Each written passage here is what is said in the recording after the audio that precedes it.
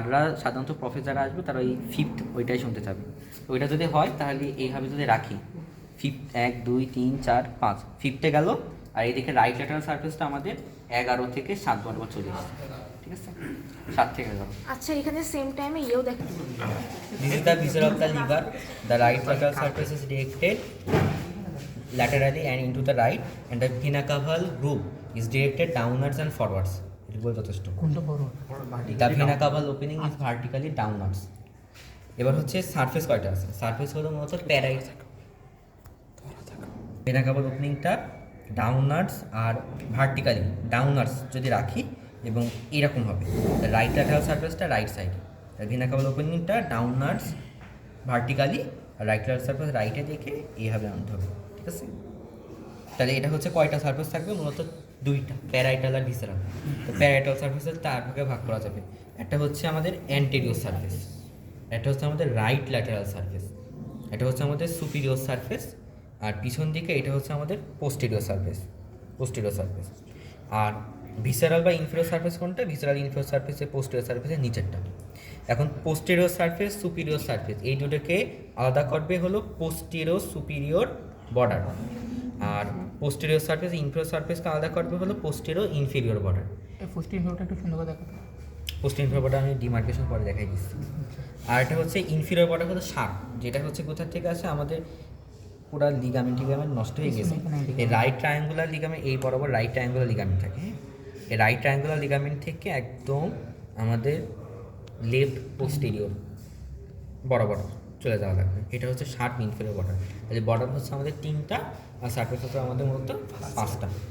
তারপর হচ্ছে আমাদের রাইট ল্যাটারাল সারফেসের রিলেশনটা আমাদের ইম্পর্টেন্ট। ঠিক আছে, রাইট ল্যাটারাল সারফেসে কী থাকবে? আমাদের ডায়াফ্রাম থাকবে, আর 7 to 11 রিবস থাকবে, এবং 7 to 11 রিবস আর ডায়াফ্রামের মাঝখানে 3টা কম্পার্টমেন্টে আমরা ভাগ করা যায়, আপার 1/3, মিডিল 1/3 আর লোয়ার 1/3।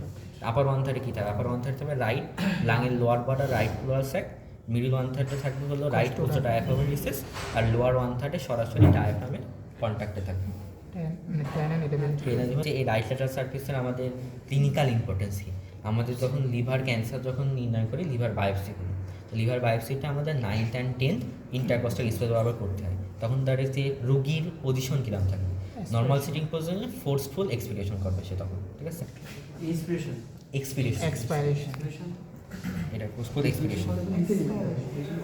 এবার আসবে হচ্ছে আমাদের যে এই যে লিভার, এই লিভারকে কয়টা লোবে ভাগ করা যায়?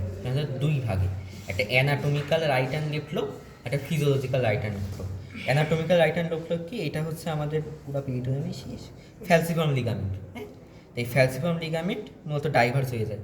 এই ফ্যালসিফর্ম লিগামেন্টের উপরে এটা হচ্ছে আমাদের কার্ডিয়াক ইমপ্রেশন। কার্ডিয়াক ইমপ্রেশন কারণ এখানে হচ্ছে আমাদের উপরে সেন্ট্রাল টেন্ডন থাকে ডায়াফ্রামে, সেন্ট্রাল টেন্ডন উপরে আমাদের ফাইবাস পেরিকার্ডিয়াম থাকে, কারণ এটা কার্ডিয়াক ইমপ্রেশন। তাহলে এই যে ফ্যালসিফর্ম লিগামেন্ট ডাইভার্স হয়ে নিচের দিকে চলে গেছে। তাই এই ফ্যালসিফর্ম লিগামেন্টের রাইট সাইডে রাইট লোব, লেফট সাইডে লেফট লোব। রাইট লোব মূলত 6th পার্ট তৈরি করে, আর লেফট লোব 1/6।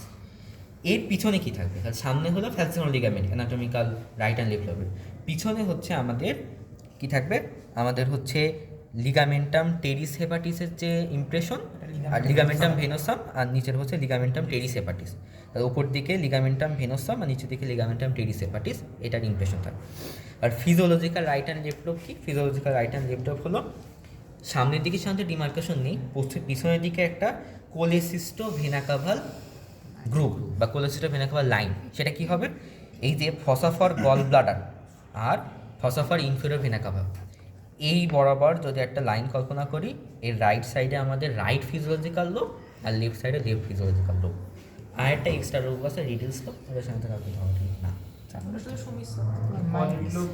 রিলেশন দেখাতে বলে। রিলেশন হচ্ছে আমাদের পোস্টেরিয়র সারফেস রিলেশন আছে, আর একটা হচ্ছে ইনফেরিয়র ভিজুয়াল সারফেস রিলেশন। তো পোস্টেরিয়র সারফেসের রিলেশন, এই পোস্টেরিয়র সারফেস রিলেশনে রাইট টু ল্যাটারাল যদি বলি, এখানে হচ্ছে বেয়ার এরিয়া। হ্যাঁ, তো এই পুরো পেরিটোনিয়ামটা নষ্ট হয়ে গেছে। তো বেয়ার এরিয়ার কী থাকবে? এরকম একটা হচ্ছে ট্রায়াঙ্গুলার একটা ফোল্ড থাকবে। সে ট্রায়াঙ্গুলার ফোল্ডের অ্যাপেক্সটা গঠন করবে কি? Right triangular ligament. আর উপরে থাকবে হলো সুপিরিয়র করোনারি লিগামেন্ট, নিচে থাকবে হচ্ছে ইনফিরিয়র করোনারি লিগামেন্ট, আর ওর হচ্ছে লেফট সাইডে থাকবে হচ্ছে ফসাফর ইনফিরিয়র ভেনা কাভা। বা group for inferior vena CAVA. তারপরে তাহলে এটা বিয়ার এরিয়া গেল। বিয়ার এরিয়া কি থাকে, আমাদের পেরিটোনের রিলেশনটা থাকে না, তার জন্য এটা বিয়ার এরিয়া। দেখাতে বলে যে এই পেরিটোনের রিলেশন এইভাবে আসতে হবে। তারপরে হচ্ছে group for inferior vena CAVA. এখন দেখতে হবে যে যে ভিসাটা দিয়েছে সেখানে উইথ ভেনা কাভা আছে না নেই। যদি এইরকম ভেনা কাভা না থাকে তাহলে শুধু বলতে হয় groove for inferior vena cava, আর এটা হলো groove for inferior vena cava with inferior vena cava, বা ইনফেরিয়র ভেনা কাভা বললেই হবে যথেষ্ট। এবার ইনফেরিয়র ভেনা কাভার রাইট সাইডে কী থাকবে, এটা হচ্ছে আমাদের কর্ডেট লোব, ঠিক আছে। এই কর্ডেট লোবে কী থাকে, কর্ডেট লোবে সাধারণত আমাদের left crus of the diaphragm আর 9, 10, 11 রিপস, 11তে থোরাসিক ভার্টিবা থাকে, তার বডি রিলেশন এখানে থাকে, ঠিক আছে। ক্রাস অফ দ্য ডায়াফ্রাম আর এটা হলো 9, 10, 11 ভার্টিবাল বডি রিলেশন। তারপরে চলে গিয়েছে এই যে একটা হলো গ্রুপ, সেটা হলো গ্রুপ ফর লিগামেন্টাম ভেনোসাম বা লিগামেন্টাম ভেনোসাম ইমপ্রেশন। তখন জিজ্ঞেস করবে লিগামেন্টাম ভেনোসাম কার ল্যামনেট, লিগামেন্টাম ভেনোসাম ডাক্টাস ভেনোসাসের ল্যামনেট। ওখান থেকে ইম্পাইলোকের কোয়েশ্চেন যে ডাক্টাস ভেনোসাস কী করে, ঠিক আছে। তারপরে চলে যাবে এই জায়গায় হচ্ছে আমাদের, এইটা হলো আমাদের ইসোফেজিয়াল ইমপ্রেশন, এই বরাবর থাকবে ইসোফেজিয়াল ইমপ্রেশন, ঠিক আছে। তাহলে bare area, groove for inferior vena cava, caudate lobe, ligamentum venosum groove, তারপরে হচ্ছে ইসোফেজিয়াল ইমপ্রেশন। এটা হলো আমাদের পোস্টিরিয়র সারফেস রিলেশন। এবার ভিসরাল সারফেসের রিলেশন হচ্ছে আমাদের এই সাইডে যদি আমাদের কী ছিল, স্টোমাক ছিল, তার জন্য যদি লেফট ও রাইট আসি, এই জায়গায় হচ্ছে আমাদের স্টোমাকের ইমপ্রেশন। স্টোমাকের ইমপ্রেশনের পর এই জায়গায় যে উঁচু অংশটা আছে, উঁচু অংশটা হচ্ছে টিউবার ওমেন্টালি। এখন প্রশ্ন হতে পারে যে টিউবার ওমেন্টালি কী। টিউবার ওমেন্টালি হচ্ছে আমাদের যে প্যানক্রিয়াস ছিল না, প্যানক্রিয়াসের যে হেড আর নিক ওর জাংশনের উপর একটা বাল্জিং পয়েন্ট ছিল, এটা হলো টিউবার ওমেন্টাল বা ওমেন্টালিস বলা হয়। তো ওইটা এই বরাবর থাকবে। এখন টিউবার ওমেন্টালির কাজ কি, টিউবার ওমেন্টালি বরাবর সিলিয়াক ট্রাঙ্কের মেন ট্রাঙ্কটা থাকবে। সিলিয়াক ট্রাঙ্কের মেন ট্রাঙ্ক টিউবার ওমেন্টালির ওখানে থেকে রাইট সাইডে আমাদের হেপাটিক আর্টারি দেবে, লেফট সাইডে স্প্লিনিক আর্টারি দেবে। এটা হলো টিউবার ওমেন্টালি। তা টিউবার ওমেন্টালির পর আমাদের এখানে কি আছে, impression for ligamentum teres hepatis, that is the remnant of the left umbilical vein. তারপর এখানে কি আছে, এইখানে হচ্ছে আমাদের কোয়াড্রেট লোপের নিচে থাকে আমাদের কোয়াড্রেট লোপ। কোয়াড্রেট লোপের রিলেশন কি, কোয়াড্রেট লোপের রিলেশন হচ্ছে pylorus of the stomach. Pylorus of the stomach হচ্ছে কোয়াড্রেট লোপে থাকে। তারপরে আমাদের পাবো যে ফসা ফর গল ব্লাডার, তার আগে পাবো হচ্ছে পোর্টা হেপাটিস। এই যে এটা হচ্ছে আমাদের পোর্টা হেপাটিস।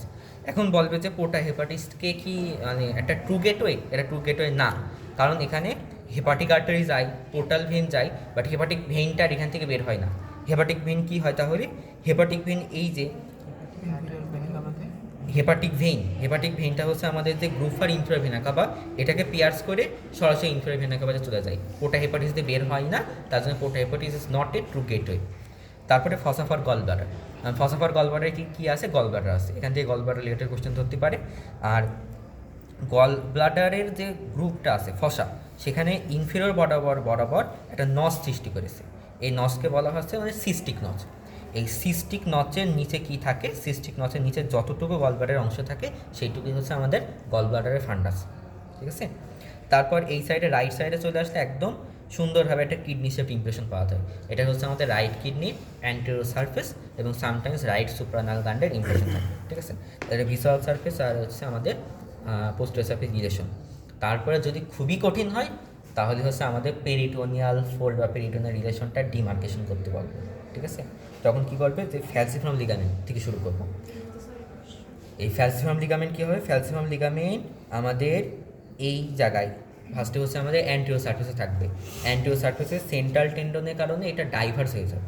ডাইভার্সের নিচের দিকে এর একটা পেরিটোনিয়াল ফোল্ড তৈরি করবে, যে ফোল্ডটা anatomical right and left lobe তৈরি করবে। পরবর্তীতে ওই ফ্যালসিফার্ম লিগামেন্ট ডাইভার্স হয়ে গিয়ে রাইট সাইডে আসবে, লেফট সাইডে যাবে। রাইট সাইডে এসে এর পোস্টেরিয়র সারফেসে তৈরি করবে সুপিরিয়র করোনারি লিগামেন্ট। তারপর রাইট সাইডে বেয়ার এরিয়াস যে অ্যাপেক্স, এই জায়গায় তৈরি করবে right triangular ligament. Right triangular ligament থেকে ইনফিরিয়র করোনারি লিগামেন্ট। এবার ইনফিরিয়র করোনারি লিগামেন্ট থেকে আমাদের কি করবে, যে ইনফিরিয়র যে ভেনা কাভা আছে, এই ইনফিরিয়র ভেনা কাভার নিচ দিয়ে যাবে, দিয়ে কর্ডেট লোব যেটা আছে, এই কর্ডেট লোবের রাইট সারফেস, রাইট বর্ডার যেটা আছে, রাইট বর্ডার বরাবর যাবে। রাইট বরাবর গিয়ে আপার বর্ডার বরাবর যাবে। আপার বরাবর গিয়ে আমাদের যে হচ্ছে লিগামেন্টাম ভেনোসাম আছে, লিগামেন্টাম ভেনোসামের মার্জিনকে কাট করে এইদিকে পোস্টেরিয়র লেফট মার্জিন বরাবর পুরো পেরিটোনিয়ালটা চলে আসবে, ঠিক আছে। এটা সাধারণত প্রফে ধরে না। শুধু ইফতিসারে মানে inferior border posterior inferior border demarcation করতে হবে। পোস্টেরিয়র ইনফেরিয়র বর্ডার খুবই সোজা। পোস্টেরিয়র ইনফেরিয়র বর্ডার কি আমাদের lower margin of the inferior vena কাভারের group, তারপরে lower margin of the করেট lobe, এবার হচ্ছে করেট লোবের পর আমাদের এই যে হচ্ছে লেফট ট্রায়াঙ্গুলার লিগামেন্ট বরাবর করতে চলে যাবে, ঠিক আছে, এই বরাবর লেফট ট্রায়াঙ্গুলার লিগামেন্ট থাকে। আর পোস্টেরিয়র সুপিরিয়রটা একটুখানি ঝামেলা আছে, ধরে না। পোস্টেরিয়র সুপিরিয়র এটা কী হবে আমাদের যে রাইট কর্নার লিগামেন্ট বরাবর যাবে, তারপরে ইনফেরিয়র ভেনা কাভারের আপার ইন্ডকে ক্রস করবে, ক্রস করে যে করেট লোব আছে করেট লোবের এই জায়গায় একটা ট্রান্সভার্সভাবে ক্রস করবে, ট্রান্সভার্সভাবে ক্রস করে আমাদের লিগামেন্টাম ভিনোসামে এসে আমাদের এই যে পোস্টেরিয়র সুপিরিয়র বা পোস্টেরিয়র ট্রায়াঙ্গুলার লিগামেন্ট বরাবর চলে যাবে। ঠিক আছে, হ্যাঁ।